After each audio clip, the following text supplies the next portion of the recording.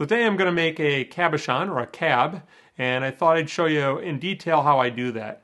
I've made some here before, but usually I just show quick little clips of it along the way without any explanation of what I'm doing. So today I'm going to give you a full tutorial. I'm self-taught at this, but I'm pretty happy with the way things turn out usually, so I think I can teach you how to do it.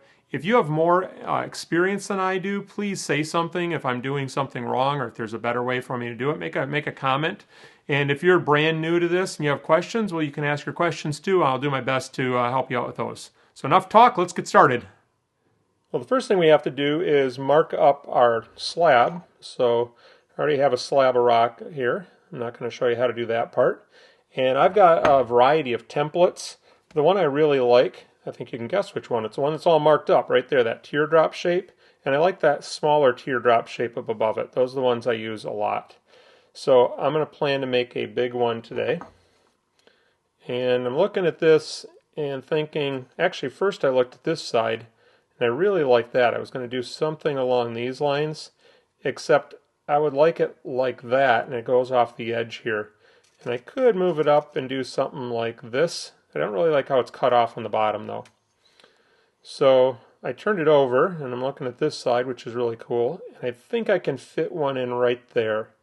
So you want to look at the cab, look it over really carefully, make sure there's no obvious cracks. Sometimes they'll show up later in the process, and that's always a bummer, but sometimes it happens. Also look at the edge of it and make sure that this isn't tapered inward, so it's like that, because if you mark it up on the top, you might cut it out and find there's no material behind it. So those are both, that one's tapered, and the right side's tapered in just a little bit. So I got to stay away from that edge. I can work pretty close to this edge. So like I said, I think I can get something right in there. I was also looking at this spot, which I'd get some color in it, and I'm tempted to do that. I haven't completely made up my mind. I like that a lot, but I like the color here. It's a little more vivid pattern on this one. I don't like that I'm cutting the bottom off. As I'm looking at this, though, I might be changing my mind. So here was my initial plan. Cut one there. And then I can use this smaller one and probably still fit a small one in up there. Decisions. I wish you guys could tell me what you think. I just changed my mind. Okay, I'm going this way.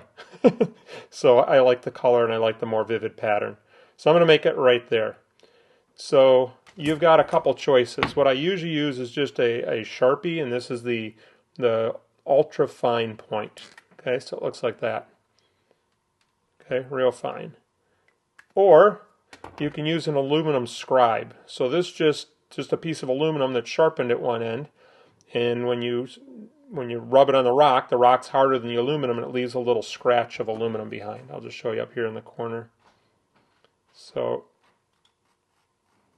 I'm not sure if you can see it in this light colored stone. So this is better, there you can see it. This is better for a darker colored stone where you can't see the black Sharpie as well. So I'm going to use a Sharpie for this one. Let's just layer down there. I've got a little bump I'm working against here too. See that little ridge there? So it must have broken off in the saw. I don't think I cut this one myself.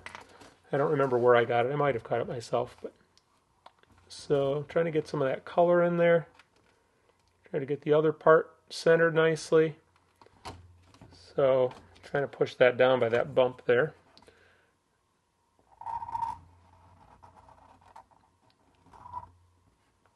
That looks okay. Oh, if you mess up, just use some acetone or nail polish remover. That takes Sharpie right off. So if you draw it and you don't like how you laid it out, you can always start over.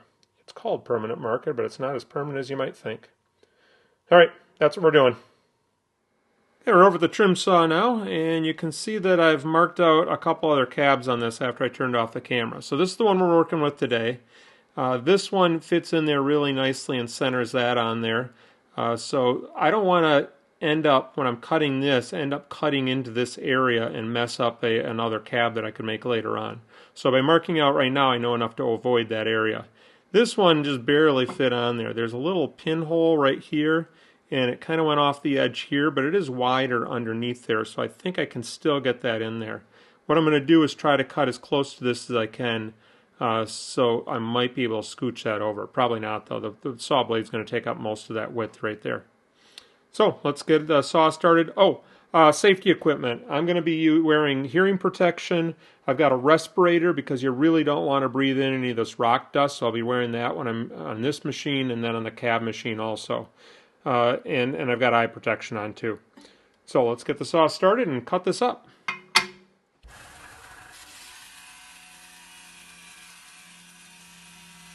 So we just cut in here from each side. I kind of like to make a little V shape in between places like that. And then I can get really close. Oop, had a little mistake right there. Broke the top off that one. Might still be able to use it. I redraw the cab on it.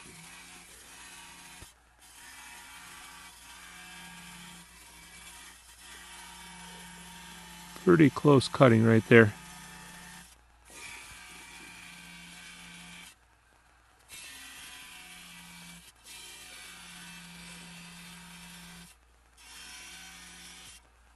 So I try to get as much off here as I can without getting too close to the edge. If I get too close to the edge, I run the risk of making it chip. I think it's more likely to chip with the coarse saw blade than it is with the wheels later on. But it takes a long time to take all those little edges off on the wheels. So I like to get as much off as I can here. Sometimes I even use the edge of the blade as kind of like a grinding wheel.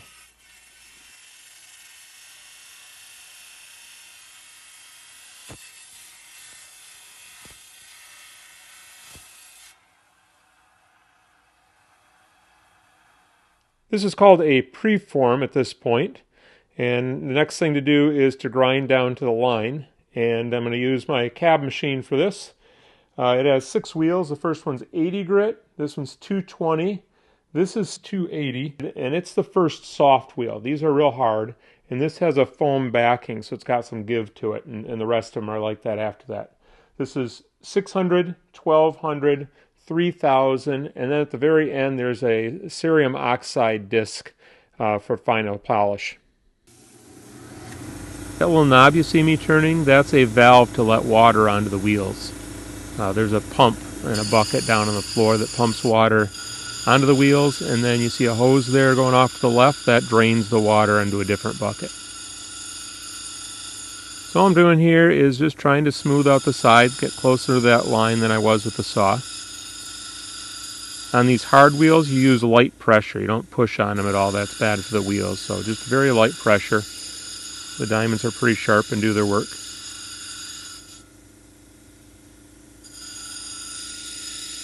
Notice I'm working on the far left side of the wheel. I'll alternate between the left and the right sides. That's because later on when I start doming the top, I tend to use the middle of the wheel a lot more. So here I try to put a little wear on the sides of the wheel. Otherwise you end up wearing out the middle of the wheel and it's no good, and you still got all the diamonds on the side left that you can't use. Speed this up a little bit here. This is 4 times speed. You grind a little, check it, grind a little and check it. Notice how I'm holding it with 2 hands. That's because I'm trying to make sure that the sides are perpendicular to the back. Since I'm doing the groove wrap that I'm doing, that's how I like my cabs to look. If you were doing a bezel set where you've got a piece of silver across the back and then there's a little band of silver around the edges, you wouldn't want the sides perpendicular to the back like that because it could just slip right out of the setting. What you do in that case is hold it a little bit of an angle so that the back of it is a little bit wider than the front, and that way it can't get out of the bezel.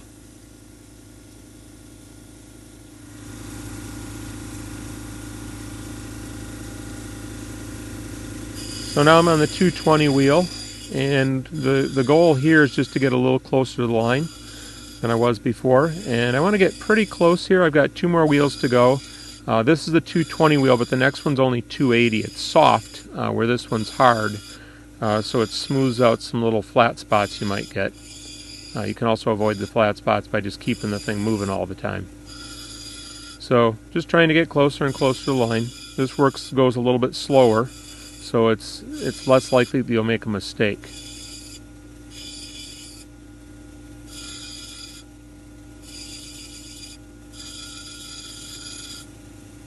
That looks pretty good.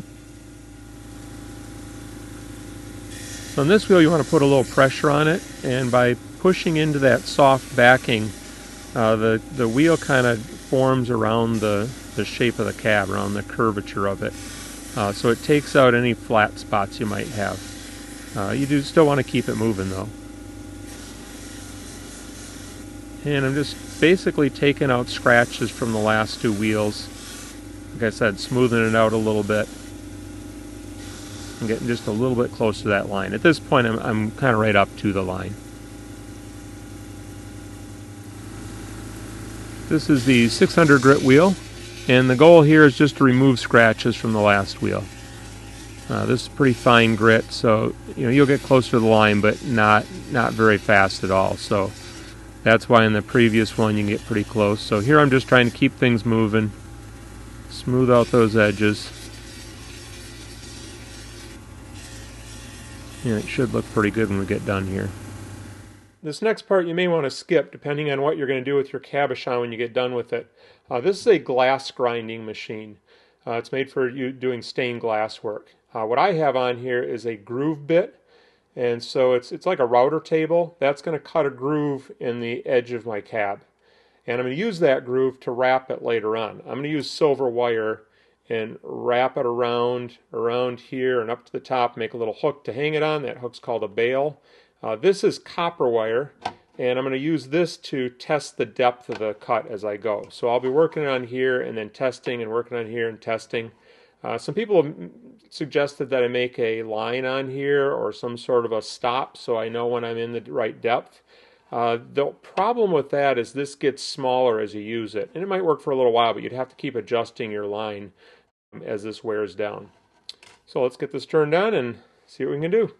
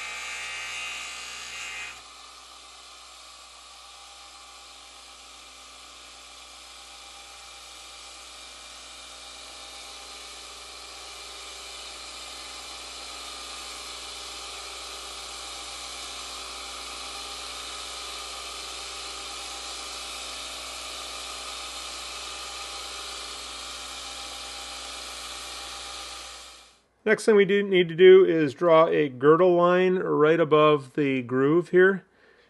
So we want to have a flat side here, and then the top of this is going to be domed. So we want it to only be domed down to the line we're going to draw. So to draw the girdle line, what I do is I put my Sharpie, or an aluminum scribe if you're using one of those, but I put it down like this, and I take my pinky and put it under the end of the pen, and I hold it up like that, and I hold the pen really still and I move the rock. If that doesn't work for you, you can also just stack something up, some paper or cardboard, or I'm using the templates here, and you can get the right height that way if your pinky isn't working for you. And then you're just going to draw a line right around the outside.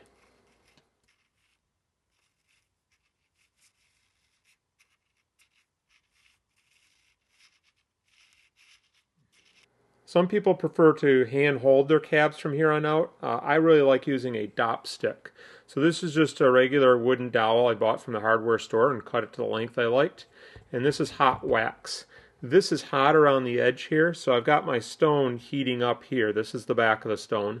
If you don't heat it up, it'll just cool off the wax immediately and it won't stick. So what we want to do is stick this stick to the back.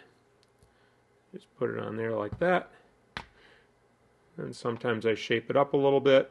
Try not to have it hanging over the edges, and you want it to be centered as you can get it. So it's going to be like that, and I'm just going to let it sit there for 5 minutes or so until it cools off, and then we'll start making the dome.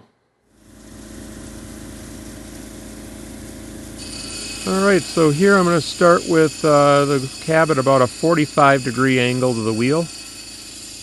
and I'm just working down to that line at that 45-degree angle. I'm going to try to hold that angle pretty steady. It's okay if you're off a little bit. Just taking it slow, watching that line. You notice I go kind of fast over the pointy end, the end that's coming up right here. Oops, I backed away from it that time. The reason I'm doing that is because where there's a more pointy, less flat part of it, it cuts a little bit faster there. So you got to be careful you don't cut in too much on those. So I either move fast or I just don't do that as much. So sometimes you'll see me reverse.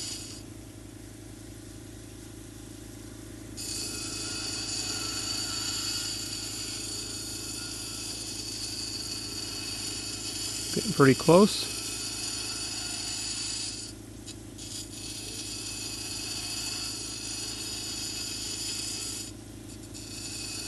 And if I see a spot that's a little farther away, that's when you see me going back and doing it again, hitting that spot over again.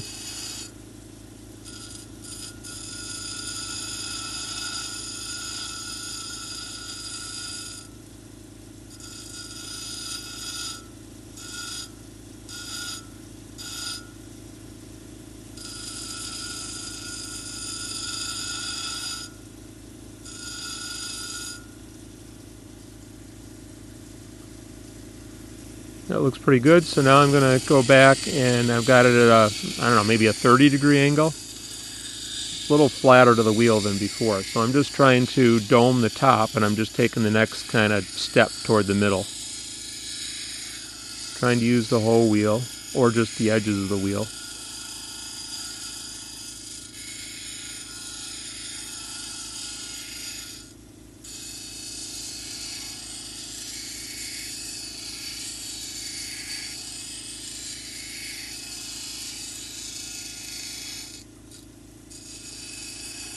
Now I'm going kind of back in between the two. I'm getting that little ridge I just made between the 45 cut and the 30-degree cut.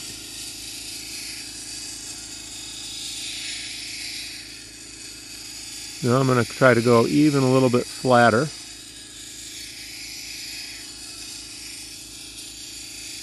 Kind of working toward that middle. Now if you looked at the cab right now, you'd see there's a big flat spot in the middle. So just trying to work in toward that so it's domed all the way to the center.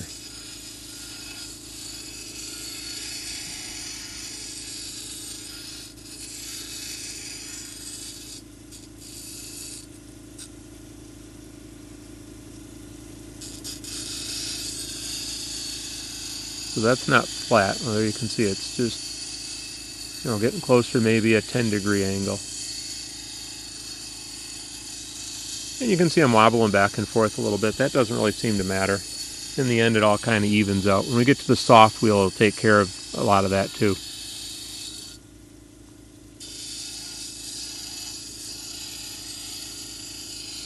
And then once in a while I go back and get a little close to the edges. So I just kind of keep working back and forth at different angles, trying to get that kind of angled up toward the center.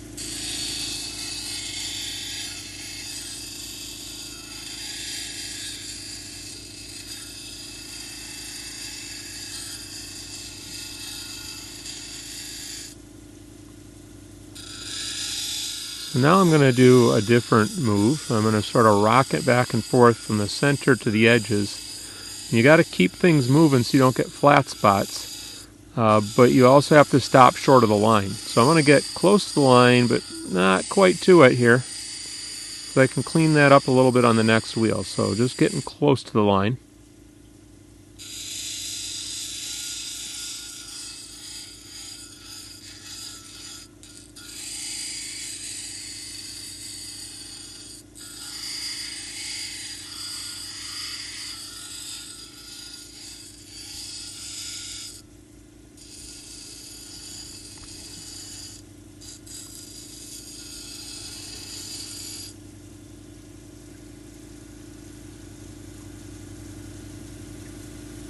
Still a little flat on top.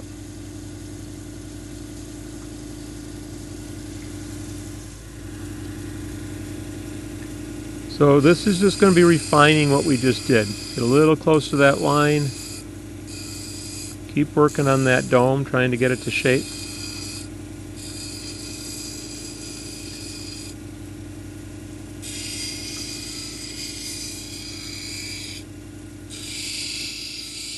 Here's that rocking move again.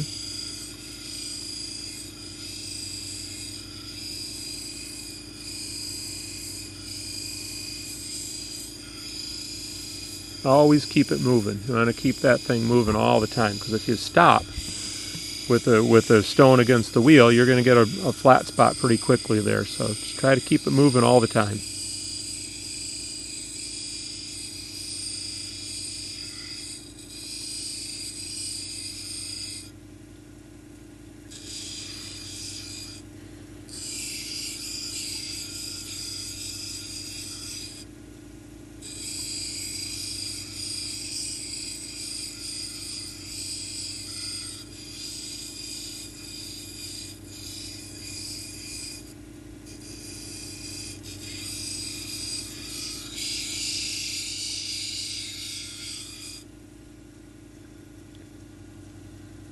We want to get the shape pretty good here. We don't really want to have a flat spot on the top.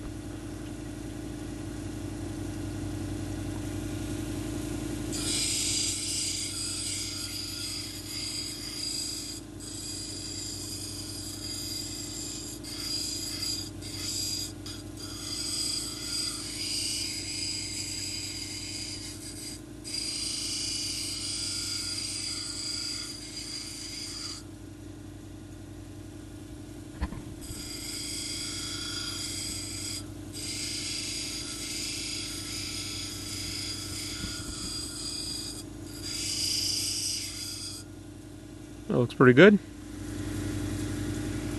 So this is the first soft wheel. We want to push into the wheel quite a bit here. Maybe not too hard, but enough to make an indentation in the wheel. That way it'll conform to that rounded shape you're making, and it'll take out flat spots. So this is almost as coarse as the one before. Remember, this is a 280 wheel, and the one just before it is a 220 wheel. But being soft makes it quite a bit different.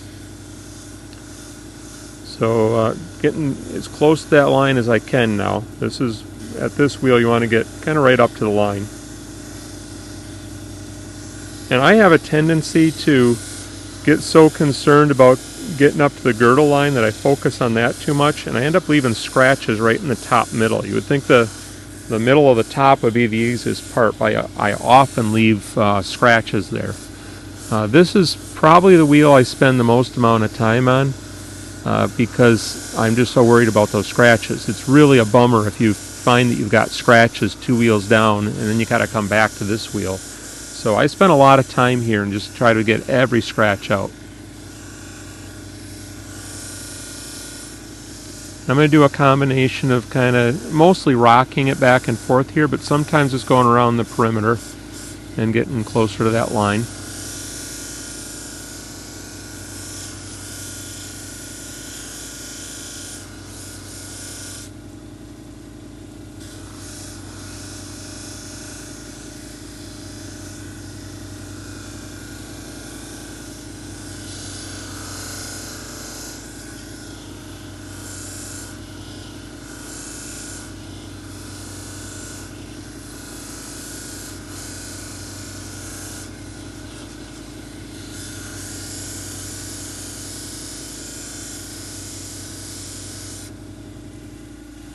It helps to dry it off to see any scratches. They're more visible when it's dry. And I'll use a towel, or I think I was using a t-shirt that was laying there. But sometimes I'll rub it on my arm, on the inside of my arm where it's dry. It seems to take it off better than the towel sometimes. It's a nice final way to dry it.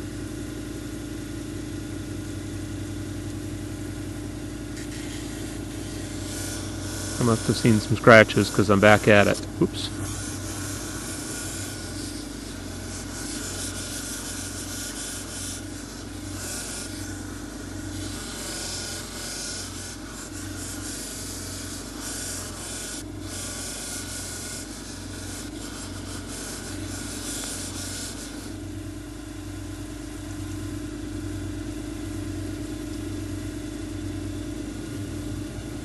Sometimes it's hard to tell if there's a scratch or if it's water smeared along there. So sometimes if the scratches are going in one direction, I'll rub it on my arm in the other direction to see if the lines move. If they stay there, then I probably still have a scratch. So if in doubt, grind them out here.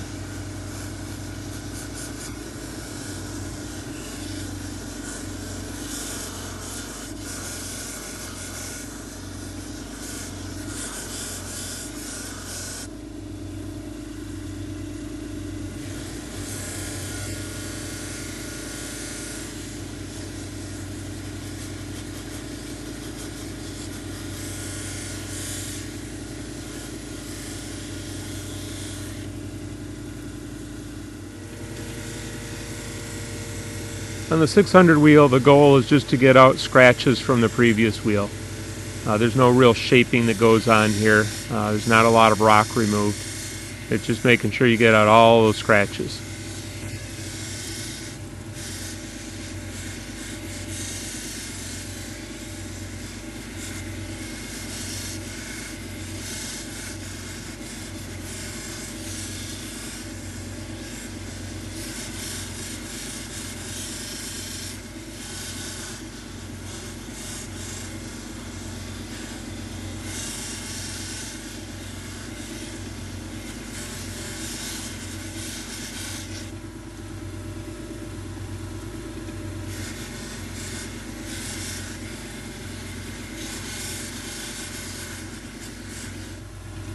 Make sure you dry it along the way and check it out.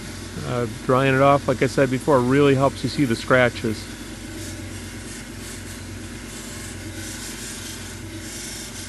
What I often do is once I think I've got all the scratches gone, then I go back and do it a little bit more anyhow.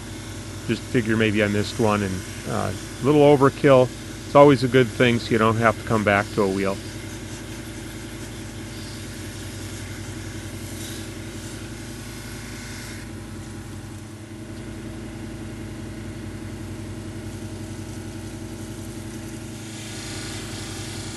And here on the 1200 wheel, it's just more of the same, just removing scratches from the previous wheel. This wheel goes pretty quick compared to the other ones. The last two wheels here I don't spend a whole lot of time on. It seems to remove the previous scratches pretty quickly.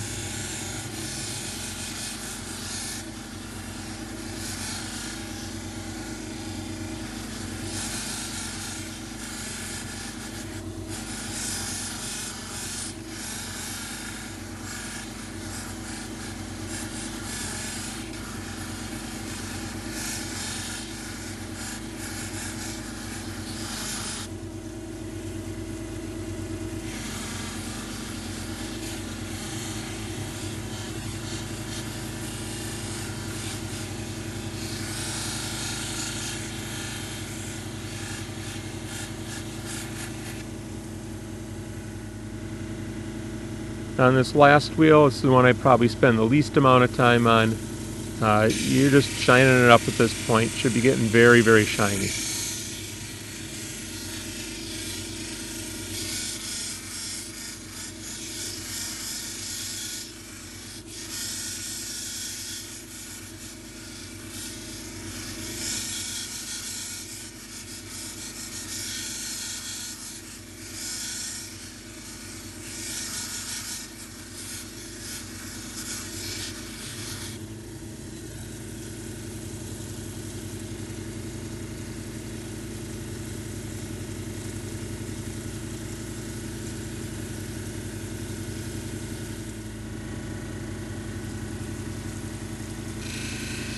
Alright, you might have noticed that the last time we did the sides was on the 600 wheel before we started doming the top, before we made the groove or anything. So I'm going to come back to the 600 wheel and just take off those Sharpie marks.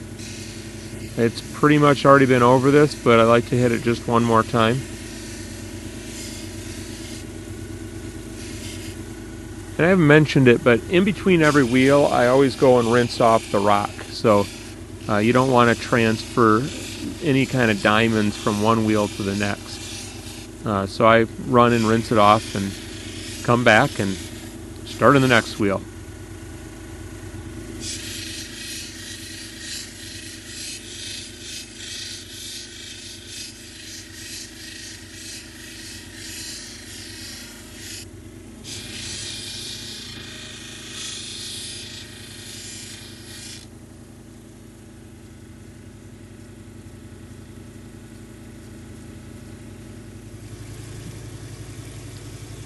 The last polishing step is to use the cerium oxide wheel in the end.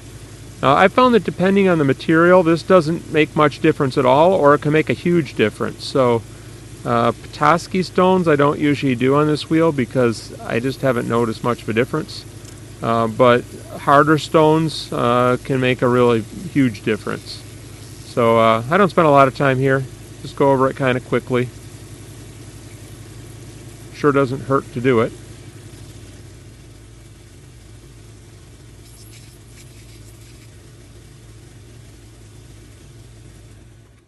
There it is, all finished. Nice and shiny. Here's the groove. Yours may not have a groove, depending on what you want to do with your finished cab. So I need to get this off the stick. What I'm going to do is throw it in the freezer for about 5 or 10 minutes, and then I'll run it under hot water, and that'll release the wax from the back of the stone.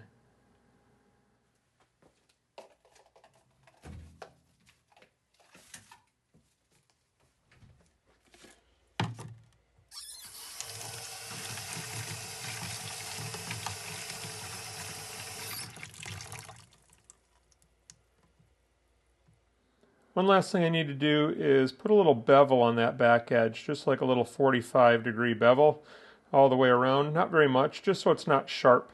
And I am not going to polish the back. I could polish the back, but that takes almost as long as doing the front. And I just don't think it's worth doing. So there's the front, there's the back. Let's put the bevel on.